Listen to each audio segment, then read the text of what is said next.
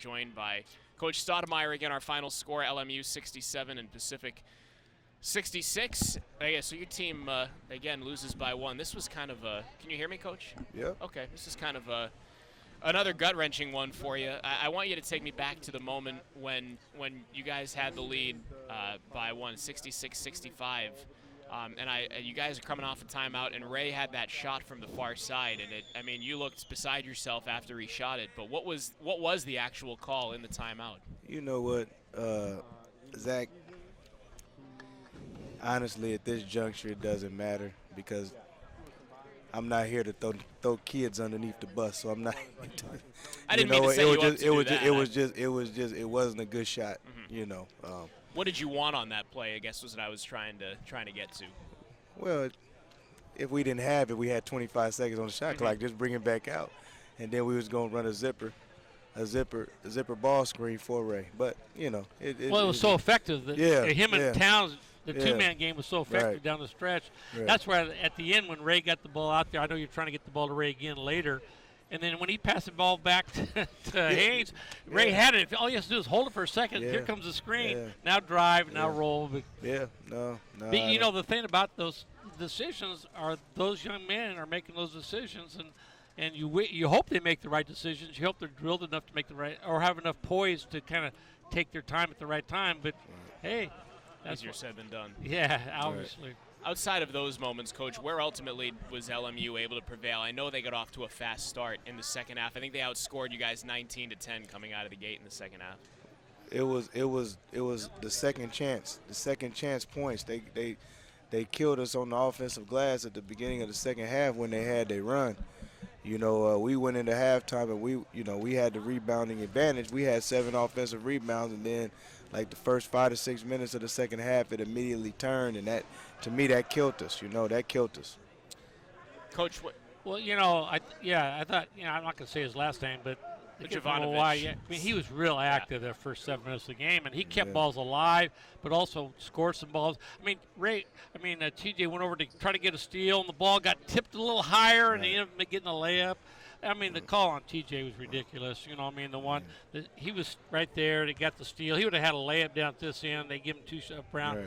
Right. But you can't do nothing about that as a coach. You just got to move on to the next thing. You do.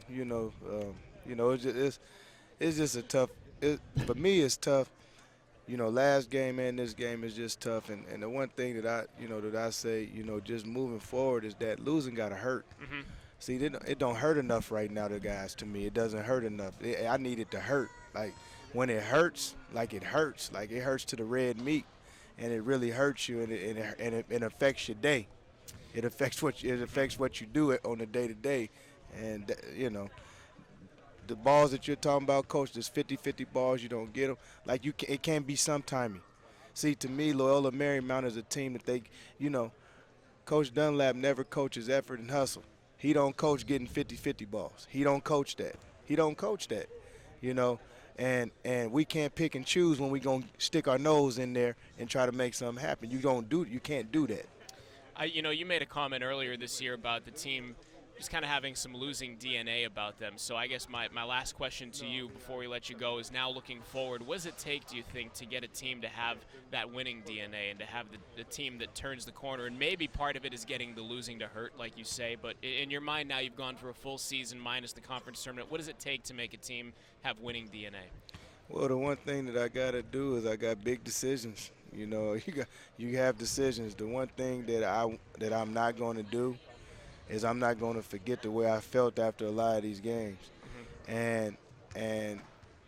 And I've been through a year now. I think I know, and I got a feel for what I want to do. I got a grasp for what each player, can do that's coming back and things of that nature. And, it's up to me to fill in the blanks now and, just kind of go from there. But, losing has to hurt. It has to hurt. And with building a program or helping a program, try to get back to where it was, there are tough decisions along the way, sometimes unpopular decisions. So those are just things that I got to sit back and I got to evaluate, coming up here. And sometimes you've been down that road, Coach. Sometimes it doesn't take as much as you think. And no question. Sometimes you think, oh, we're 8 players away from getting there. Yeah. And sometimes you get the right 3, and you slide guys down the rolls just a little, slide down, and those guys' leadership.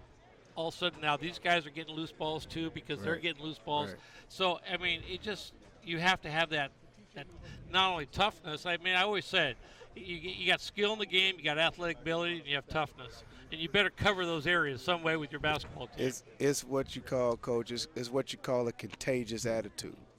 It's a contagious attitude. You got to find guys that are contagious to the rest of the team in the right way. This might sound crazy. This is the craziest analogy I would probably use as head coach. But I look around the arena, and for a team that played his last home game and lost, it's too many smiles. like seriously, as I move forward, I want this to hurt. I want it to hurt because I want us to be playing for something. This game, we're playing this last game because we're playing for seeding. We're playing for something. You're playing for something, because – it's just it's the complacency that bothers me. The complacency in the whole, and that's the one thing that it burns me. It burns me inside because I just wasn't like that. I'll tell you one thing, Coach.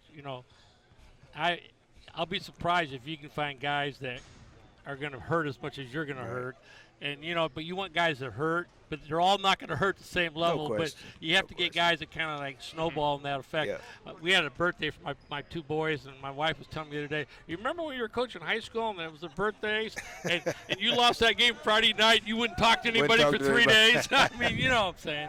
You got a little salty. I remember you got a little salty, Coach. But, hey, I'm not going to get a chance to do this again in Vegas, but I just want to thank you for your time this whole season, for coming by. I really appreciate the conversations, man. And we'll see you in Vegas, not on here, but we'll see you on the plane. Good luck against Pat. Okay, Coach. Thanks.